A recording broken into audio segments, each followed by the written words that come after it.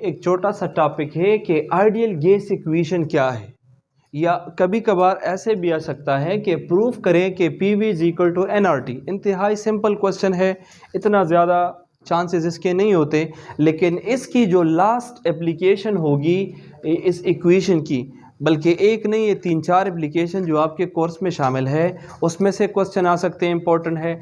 दूसरा, यहाँ पे जो R है एक कांस्टेंट है, इसके यूनिट्स और इसके वैल्यूज़ कैलकुलेट करना ये इंपॉर्टेंट है। ये थ्योरेटिकल है, इतना ज़्यादा इंपॉर्टेंट नहीं है। तो आइडियल गैस इक्वेशन किसको कहते हैं? जब आप तमाम आइडियल गैस लॉज को कंबाइन करें। क्या करें?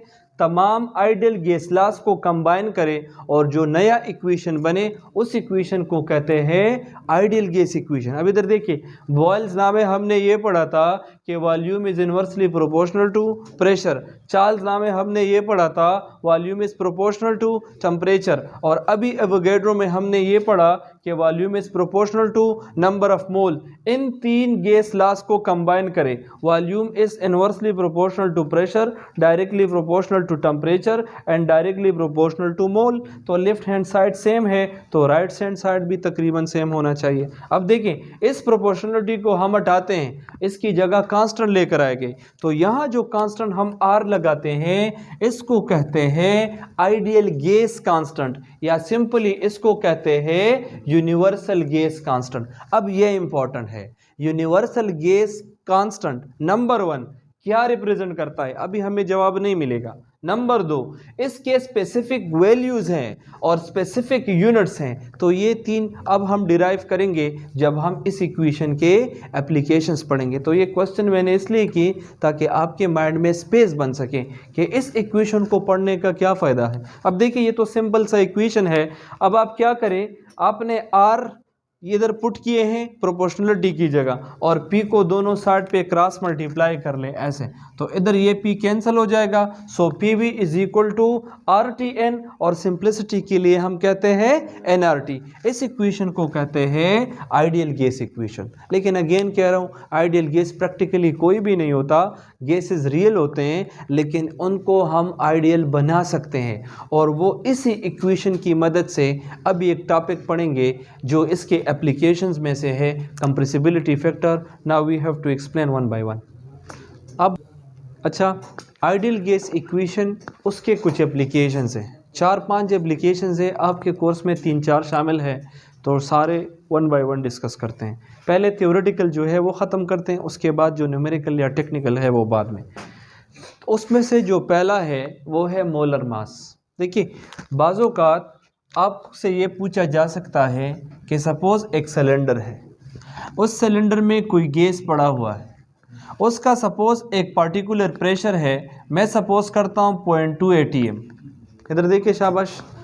और इसी सिलेंडर का जो वॉल्यूम है हम सपोज़ करते हैं कि 250 ml है, सही है। अगर लिक्विड है या DM क्यूब लगा ले, जो भी है, ठीक है, सेंटीमीटर क्यूब है, अभी यूनिट की बात नहीं करते, कोई भी पार्टिकुलर वॉल्यूम है, और आपसे पूछा जाए कि इस सिलेंडर में जो गैस के मोल्स हैं वो 2 मोल्स हैं, और ये जिस टेम्परेचर पे पड़ा है मैं सपोज़ करता हूँ 25 डिग्री C में है, आप ये बताइए कि ये कौन सा गैस है। तो देखें, गैस का ओवरऑल पहचान उसकी आप नेचर से कर सकते हैं, और नेचर का पहचान आप उसके मॉलिक्यूलर वेट से कर सकते हैं। अगर आपको किसी गैस का मॉलिक्यूलर वेट याद है तो आप कह सकते हैं कि ये गैस पार्टिकुलर गैस है। अगर 44 है सपोज कार्बन डाइऑक्साइड है, अगर 2 है हाइड्रोजन गैस है, अगर 32 है ऑक्सीजन गैस है। तो मुख्तलिफ गैसेस के वेट से आपको पता चलेगा। तो हम ऐसे कर सकते हैं कि आइडियल गैस इक्वेशन में ऐसे चेंजेस करें कि मोलर मास उसके लिए कोई फार्मूला या की बनाएं। तो देखिए, PV is equal to nRT। अब देखिए, यहाँ जो मोल्स हैं वो बराबर है mass in gram divide by molar mass. तो देखिए, मास इन ग्राम और डिवाइड बाय मोलर मास। तो इस मोल की इस इक्वेशन को इस्तेमाल करके इस इक्वेशन में n की जगह लगाए mass in gram divide by molar mass और RT अपनी जगह। अब देखिए, आप किसी भी गैसेस का किसी भी गैस का मोलर वेट जो है या मोलिक्यूलर वेट मालूम कर सकते हैं। इसको दोनों साइड पे क्रॉस मल्टीप्लाई करेंगे इस तरह, तो ये m इधर कैंसिल हो जाएगा और ये लेफ्ट साइड पे आ जाएगा। So m multiply P V is equal to mass in gram into R T. और अगर आप सिर्फ मोलिक्यूलर वेट चेक करना चाहते हैं तो पी वी को दोनों साइड पे डिवाइड कर ले, ये कैंसिल हो जाएगा। सो मोलर वेट या मोलर मास जो है वो बराबर होगा इस इक्वेशन से। तो इस इक्वेशन की मदद से आप क्या कर सकते हैं, आप किसी भी गैस का मोलर वेट कैलकुलेट कर सकते हैं। इधर देखें, और बास टाइम उन्होंने मोलर वेट दिया होगा, आपसे मास इन ग्राम के बारे में पूछा जा सकता है कि एक सिलेंडर है उसमें ऑक्सीजन गैस है, तो ऑक्सीजन गैस का सपोज मोलर मास तो अब नाउन है ना, अब वो ये नहीं बताएगा कि ऑक्सीजन गैस का मोलर वेट कितना है, यही कंडीशन होंगे और आपसे कहा जाएगा कि इस कंटेनर में जो गैस है वो किसका है, ऑक्सीजन का है। तो आप मास इन ग्राम कैलकुलेट करें, तो ऑक्सीजन का मोलर वेट आपको याद है, आप कैलकुलेशन कर लें तो आपको ये मिल जाएगा। नेक्स्ट है डेंसिटी। आपसे ये भी पूछा जा सकता है कि ये एक गैस है और ये इसी सिमिलर कंडीशन पे है, आप ये बताइए इस गैस की डेंसिटी क्या है। तो उसके लिए भी हमने इस इक्वेशन के साथ ऐसी मैनिपुलेशन करनी है कि इस इक्वेशन में डेंसिटी का फैक्टर आ जाए। तो देखिए P V is equal to n R T, और अभी हमने पढ़ा एन बराबर है mass in gram divide by molar mass और आर टी अपनी जगह। अब हम ऐसे कर सकते हैं कि मास इन ग्राम और मोलर मास में से ये मोलर मास राइट में शिफ्ट करें, कोई प्रॉब्लम नहीं पड़ता इक्वेशन पे। इधर भी डिनोमिनेटर में है और आरटी में भी डिनोमिनेटर में है, कोई प्रॉब्लम नहीं पड़ता। अब आप ऐसे करें कि वॉल्यूम को दोनों साइड पे डिवाइड करें, तो ये वॉल्यूम बाय वॉल्यूम कैंसिल हो जाएगा और इधर आ जाएगा मास पर यूनिट वॉल्यूम। तो डेंसिटी की डिफिनीशन ही यही है कि मास पर unit volume of a substance is called as density. तो देखिए मास पर यूनिट वॉल्यूम की जगह मैंने रो का साइन लगाया है विच रिप्रेजेंट्स डेंसिटी। इधर ये किसी भी आइडियल गैस की डेंसिटी रिप्रेजेंट करता है और R T divide by M अपनी जगह। अगर आप किसी गैस की डेंसिटी फाइंड करना चाहते हैं तो पहले तो एम को दोनों साइड पे क्रॉस मल्टीप्लाई करें, ये कैंसिल हो जाएगा और आर टी को दोनों साइड पे डिवाइड करेंगे।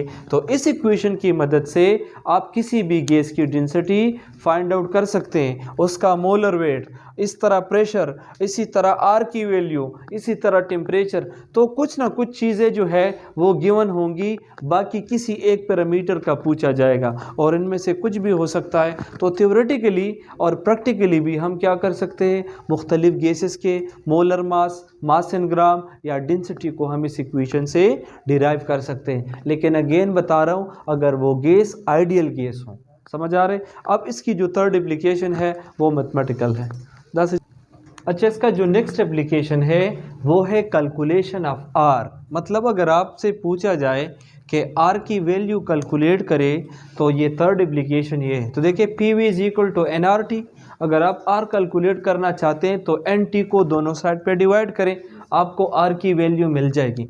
लेकिन आर की जो असल वैल्यू है उसकी कैलकुलेशन आप डिफरेंट जो यूनिट सिस्टम्स हैं उनके लिए डिफरेंट होगी। नंबर वन, अब आप में से किसी ने भी क्वेश्चन किया कि ये तो कांस्टेंट है, इसकी वैल्यू क्यों डिफरेंट होती हैं। तो डिफरेंट ये जो कन्वर्जन यूनिट्स हैं उसकी जब आप वैल्यू डिफरेंट लगाएंगे तो आपके पास जाहिर सी बात है उसकी वैल्यू डिफरेंट आएगी। तो डिफरेंट यूनिट्स में या डिफरेंट जो कन्वर्जन सिस्टम्स हैं उनमें से इनके यूनिट की वैल्यू आपने पार्टिकुलर कंडीशन पे क्या करनी है, उस पार्टिकुलर कंडीशन पे डिराइव करनी है। तो देखिए क्वेश्चन आता है कि आर के यूनिट या वैल्यूज़ कैलकुलेट करें। तो देखिए अगर आर की वैल्यू या यूनिट हम कैलकुलेट करना चाहें कि क्या है, तो R is equal to P V उधर हमने किया है और डिवाइड बाय एन टी इस इक्वेशन से यहाँ से। अब इधर देखिए अगर एस टी पी पे पूछते हैं कि इस पे आर की वैल्यू भी कैलकुलेट करें और इसके अलावा इसका यूनिट भी निकाल ले, तो यही इक्वेशन है कि आर इज इक्वल टू, अब देखिए एस टी पी पे प्रेशर की जो वैल्यू है वो कितनी है 1 atm, तो 1 ले लें और इसके साथ लिख लें atm और मल्टीप्लाई बाय वॉल्यूम कितना होगा 22.4 dm क्यूब और इसके साथ लिख लें dm क्यूब और डिवाइड बाय, अब इसकी बारी है, नंबर ऑफ मोल्स कितने हैं 1 और लगाए कि मोल है, मोल का यूनिट MOL है। अब इधर देखिए लास्ट कौन सा है, टेम्परेचर है और कितना है तो 273 और यूनिट है केल्विन। अब इसको 1 से मल्टीप्लाई करें तो यही जवाब आपके पास आएगा। तो फिर आप खुद करें बस, अब ये इतनी स्पेस यहाँ पे नहीं है, ठीक है। तो ये 22.4 आ जाएगा और इसको डिवाइड करें 273 पे तो आपको जो वैल्यू मिल जाएगी वो आपको मिल जाएगी 0.08 समथिंग 21 समथिंग है। लेकिन असल चीज़ है यूनिट डिराइव करना। तो यूनिट इसका क्या होगा, देखिए यूनिट इसका होगा ATM जी, बताइए ना, शाबाश, इनटू DM क्यूब और डिवाइड बाय क्या होगा, मोल इनटू केल्विन। अगर इन दोनों को आप ऊपर लेकर चले जाएं तो फिर इसका यूनिट क्या होगा, इधर देखिए ATM अपनी जगह, DM क्यूब अपनी जगह और ये आ जाएगा mole inverse into kelvin inverse. तो ऐसे क्वेश्चन वैल्यू के बारे में इतना क्वेश्चन नहीं किया जाता क्योंकि ये ऑलरेडी डिराइव्ड चीज़ें हैं, लेकिन यूनिट का पूछा जा सकता है कि SI में इस R का यूनिट क्या होगा। तो इस तरीके से आपने इसको डिराइव करना है। अब इधर देखिए अगर वो पूछे कि आप SI में इसकी वैल्यू कैलकुलेट करें तो SI में जो टेम्परेचर है अगेन 273 है, लेकिन SI में जो प्रेशर का यूनिट है वो पास्कल है और पास्कल जो है 10 13 25 न्यूटन पर मीटर स्क्वायर के बराबर है। तो इधर आपने ATM की जगह 1 लगाई है, इधर आपने ये वैल्यू पुट करनी है और बाकी के वैल्यू सेम है। तो देखिए R इज इक्वल टू, तो P की जगह 10 13 25 और न्यूटन पर मीटर स्क्वायर, सही है ना, मल्टीप्लाई बाय वॉल्यूम की वैल्यू क्या है तो ये है 22.4 और ये है DM क्यूब, सही है ना, और डिवाइड करें किसके ऊपर डिवाइड करें, नंबर ऑफ मोल, तो मोल 1 है तो मैं कहता हूँ 1 मोल और टेम्परेचर जो है वो 273 केल्विन है। अब इधर देखिए ये जो न्यूटन पर मीटर स्क्वायर है, पहले इन वैल्यूज़ को पुटअप करें। जब आप इन वैल्यूज़ को पुटअप करेंगे मैथमेटिकल, ये आ जाएगा 8.314। इसके साथ हमारा काम नहीं है लेकिन यूनिट के साथ है, तो यूनिट है न्यूटन पर मीटर स्क्वायर और ये आ जाएगा DM क्यूब।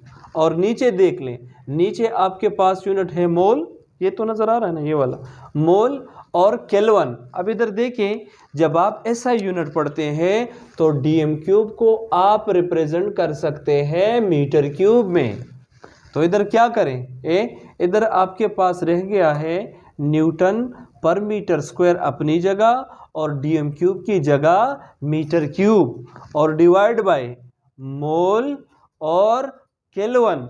अब ये जो 2 है ये जब आप ऊपर लेकर जाएंगे तो ये आपके पास बन जाएगा 3 - 2 और डिवाइड बाय मोल अपनी जगह और केल्विन अपनी जगह। अब ये जो 3 - 2 है तो ये आ जाएगा न्यूटन मीटर और डिवाइड बाय मोल और डिवाइड बाय केल्विन। अब इसको ऊपर लेकर चले जाएं तो न्यूटन और मीटर अपनी जगह और ये आ जाएगा mole inverse into kelvin inverse. तो मकसद ये है कि देखिए SI पे और जो STP पे इन दोनों के यूनिट्स हैं, दोनों एक दूसरे से डिफरेंट है। और अब देखें इसका एक और भी यूनिट पूछा जा सकता है, आपसे ऐसा पूछा जा सकता है कि R की यूनिट क्या है। चले आप ऐसे करें, डस्टर पे कुछ ना कुछ हिस्सा मिटाएं। पढ़ा कि जो R है उसकी वैल्यू जो है STP पे अलग है और ये जो अभी हमने डिराइव किया SI पे वो ऐसा है। इधर देखिए न्यूटन मीटर और आपके पास है mole inverse into kelvin inverse. तो कभी कभार ऐसे भी पूछा जा सकता है कि इसका यूनिट क्या है और यूनिट SI में, तो SI में ये भी यूनिट है लेकिन अगर इसकी जगह ये हो तो क्या B वाला यूनिट है इसका, R की कौन सी यूनिट ठीक है SI में, तो SI में R की जो अभी हमने डिराइव की ये है लेकिन ये भी ठीक है। लास्ट टाइम बॉयल्स लॉ याद है ना, बॉयल्स लॉ में K की वैल्यू है न्यूटन मीटर और वो किसके बराबर है, एनर्जी के, जॉल के। तो ये बात भी इसकी सही है। तो अब आप इस तरफ आ जाए, अब आपको पता चलेगा। इधर देखिए मैंने आपसे क्वेश्चन किया था, where R represents energy, where R represents energy for a particular ideal gas of particular moles eight particular temperature. अब समझ आइए ना, आर जो यूनिवर्सल गैस कांस्टेंट है क्या रिप्रेजेंट करता है? ये किसी आइडियल गैस की वो एनर्जी रिप्रेजेंट करता है जो स्पेसिफिक नंबर ऑफ मोल्स के लिए हो एट स्पेसिफिक टेम्परेचर। तो आर एनर्जी को रिप्रेजेंट करता है। तो इधर देख लें एनर्जी, इधर क्या लिख लें? एनर्जी, के वेयर आर रिप्रेजेंट एनर्जी। अब आपसे एक क्वेश्चन है, अगर कोई गैस है और ये एक कंटेनर में है और ये 1 मोल ऑफ गैस है और इसका टेम्परेचर 0 डिग्री है, ज़रा इधर देखें, और आप इसका टेम्परेचर 0 से 1 डिग्री सी इंक्रीज करें, कितनी एनर्जी स्टोर होगी? कितनी एनर्जी स्टोर होगी? तो इसके लिए एक ट्रिक है, इधर देखें।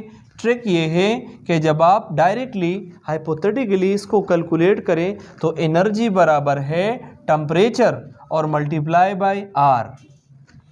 जब आपने 0 से 1 डिग्री टेम्परेचर बढ़ाया है तो टेम्परेचर में चेंज कितना आया है? 1।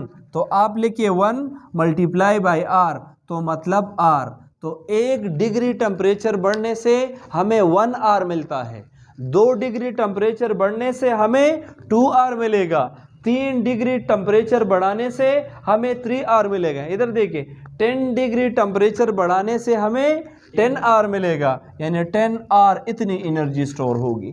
अगर आपसे क्वेश्चन किया जाए कि 25 डिग्री पे कितना आर मिलेगा, हाँ मैंने कहा कितना आर मिलेगा, एनर्जी नहीं। अब इधर देखें, इसके लिए ऐसे कैलकुलेट करें, ये आपके पास बराबर है E और T डिग्री C और मल्टीप्लाई बाय आर। आपसे कहते हैं ये कितना मिलेगा, तो इसका जवाब ये होगा T डिग्री C, दोनों साइड पे आप क्या करें? डिवाइड करें। So R is equal to energy divide by T degree C। तो इधर देखिए आपने कितना टेम्परेचर दिया है, कितना टेम्परेचर दिया है? 25 डिग्री दी, तो ऑप्शन जैसे होंगे, option A is equal to E divide by 25, option B E divide by 30, option C E divide by square root of for example 5 या जो भी है, या सपोज कोई और वैल्यू होगी, is equal to E divide by 75। तो कौन सी वैल्यू ठीक है? देखिए 1/25 है, तो मतलब E डिवाइड बाई 25 है। और अभी जो मैंने स्क्वायर रूट की बात की, तो कभी कभार स्क्वायर्स में भी आपको डिफरेंट वैल्यूज़ दे सकते हैं, तो आपने गौर से इसकी मैथमेटिकल कैलकुलेशन करनी है। इसके साथ ओवरऑल जो है इसका एक एप्लीकेशन बाकी है। अच्छा इधर देखिए, नॉर्मली क्वेश्चन ये किया जाता है कि अगर आप टेम्परेचर बढ़ाएंगे तो टेम्परेचर बढ़ने से एनर्जी कितनी होगी। तो हम कहते हैं उसके लिए इक्वेशन ये है कि energy is equal to T degree C और मल्टीप्लाई बाय आर।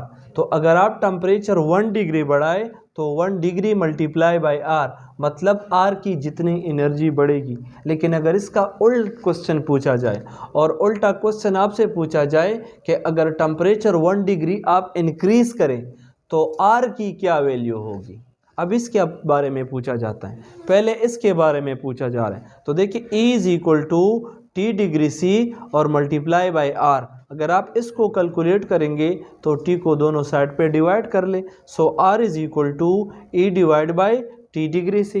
तो चूँकि यहाँ पे टेम्परेचर 1 डिग्री है तो 1 पे डिवाइड करें। अब समझ आइए, तो इस तरीके से आप R की या E की वैल्यू कैलकुलेट कर सकते हैं। तो इधर हमने कहा है कि जब आपके पास टेम्परेचर 25 डिग्री C हो, आप R की वैल्यू कैलकुलेट करें तो T डिग्री को दोनों साइड पे डिवाइड करें, so R is equal to E अपनी जगह और टेम्परेचर की वैल्यू हमने कितनी ली है 25 पे डिवाइड करें। अब समझ आइए अच्छा, लास्ट जो एप्लीकेशन है वो है कंप्रेसिबिलिटी फैक्टर कैलकुलेट करना या कंप्रेसिबिलिटी फैक्टर को चेक करना। कंप्रेसिबिलिटी फैक्टर क्या है, अभी हम इसको डिटेल से डिस्कस करेंगे क्योंकि इसका अपना भी एक लेंथी टॉपिक है और मैं कह सकता हूँ सबसे ज़्यादा टेक्निकल टॉपिक है। इसमें आपको पता चलेगा कि कौन सा गैस आइडियल है, कौन सा गैस रियल है, कौन सा गैस आइडियल के नज़दीक है और कौन सा गैस रियल है, या कौन से गैस को आइडियल बनाया जा सकता है। सही है। तो ये हमें बहुत सारे एप्लीकेशन जो है ये प्रोवाइड करेगा और ये भी बताएगा कि कौन से गैसेस की लिक्विफिकेशन आसानी से पॉसिबल है, कौन से गैस की डिफ़िकल्ट पॉसिबल है। तो मकसद ये एक इंतहाई टेक्निकल टॉपिक है। इधर देखिए कंप्रेसिबिलिटी फैक्टर किसको कहते हैं, इसको हम Z से रिप्रेजेंट करते हैं। इधर देखिए शाबाश, अगर आप ऐसे करें कि इस इक्वेशन के लेफ्ट साइड में जो nRT है आप इधर भी डिवाइड करें और आप इधर भी डिवाइड करें तो ये कैंसल आउट हो जाएगा। तो ये बच जाएगा PV divide by nRT is equal to 1, क्योंकि ये दोनों अगर एक दूसरे के ऊपर कैंसिल होते हैं तो आपको ये 1 वैल्यू देगा। तो ये जो ओवरऑल फैक्टर है, इस फैक्टर को क्या कहते हैं, इस फैक्टर को कहते हैं कंप्रेसिबिलिटी फैक्टर। यानी क्या किसी गैस को कंप्रेस किया जा सकता है, कितने हद तक कंप्रेस किया जा सकता है। एक गैस अगर आप कंप्रेस कर सकते हैं तो कितने हद तक वो आइडियल हो सकता है, और उस हद को जब आप क्रॉस करेंगे वो आइडियल से किस में चेंज होगा, रियल में। और इसका अपोजिट पढ़ें, एक रियल गैसेस है, कितने हद तक आप उसको आइडियल बना सकते हैं, कौन से कंडीशंस होने चाहिए। तो इस फैक्टर को कहते हैं कंप्रेसिबिलिटी फैक्टर। ये आपको इंफॉर्मेशन देगा कि ये जो आपका गैस है ये कितने हद तक आइडियल है और कितने हद तक आइडियल नहीं है। तो नॉर्मली अगर वैल्यू 1 हो तो हम कहते हैं कंप्रेसिबिलिटी फैक्टर 1 है, ये गैस परफेक्टली आइडियल है। मगर कायनात में ऐसा कोई भी गैस नहीं है जो परफेक्टली आइडियल हो। तो अब दो और सिचुएशन है, ऐसे गैसेस हो सकते हैं जिसकी कंप्रेसिबिलिटी का फैक्टर 1 से ज़्यादा हो, और ऐसे भी गैसेस हो सकते हैं जिसका कंप्रेसिबिलिटी फैक्टर 1 से कम हो। तो इधर देखिए इन तीनों कंडीशन को हम फिर अभी ग्राफिकली इंशाल्लाह नेक्स्ट चैप्टर इसी टॉपिक में से, इसी चैप्टर में से डिटेल से पढ़ेंगे। तो कंप्रेसिबिलिटी का जो फैक्टर है ये अगर ग्राफ है तो ये हम इस y एक्सिस पे रिप्रेजेंट करते हैं, और इस एक्सिस पे ये जो ओवरऑल फैक्टर है ये रिप्रेजेंट करते हैं। तो ये है PV डिवाइड बाय nRT। तो इसकी वैल्यू क्या है, एग्जैक्टली 1 है ना, ये अगर 0 है, 0.1, 0.3, 0.5, 0.9 तो 1, फिर 1.1, 1.2, 1.3, तो ये 1 से नीचे और ये 1 से ऊपर।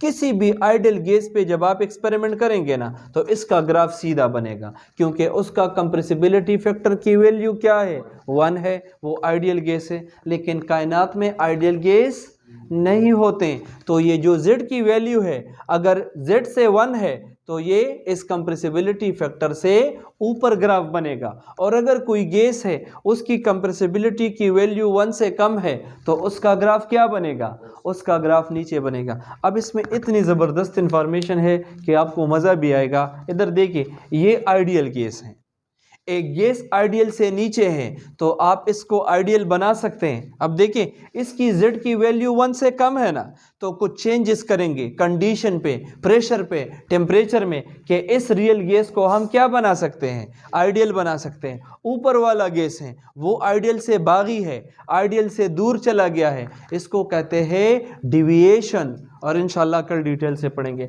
इसको भी कंडीशन प्रोवाइड करके हम आइडियल पे ला सकते हैं। लेकिन एक टेक्निकल पॉइंट सीख लें, जिस गैसेस की Z की वैल्यू 1 से कम है वो बआसानी आइडियल तक आ सकते हैं, लेकिन जिसकी वैल्यू 1 से ज़्यादा है उन्हें आइडियल में लेकर आना इंतहाई मुश्किल होता है, लेकिन फिर भी वो आइडियल बन सकते हैं। और इधर देखें, ये हम फर्दर जाके एक्सप्लेन करेंगे कि कोई भी गैस किसी भी कंडीशन पे आइडियल होगा, लेकिन अगर आप उसके चढ़ेंगे तो वो आइडियल से दोबारा रियल में जा सकता है। इधर देखिए, अगर जनरली अभी टिपिकली आपके लिए इंटरेस्ट के लिए ये एक आइडियल गैस लाइन है और हमने ऐसा कोई गैस बनाया है, इसका मतलब ये है कि ये गैस पहले आइडियल नहीं था, प्रेशर टेम्परेचर आइडियल नहीं था, लेकिन आपने कोई ऐसा कंडीशन सेट किया इस पॉइंट पे कि इसने वो 1 वाले ग्राफ को टच किया है, 1 वैल्यू को, तो ये आइडियल बन गया है। लेकिन दोबारा जब आपने प्रेशर और टेम्परेचर को छेड़ा है वो दोबारा आइडियल से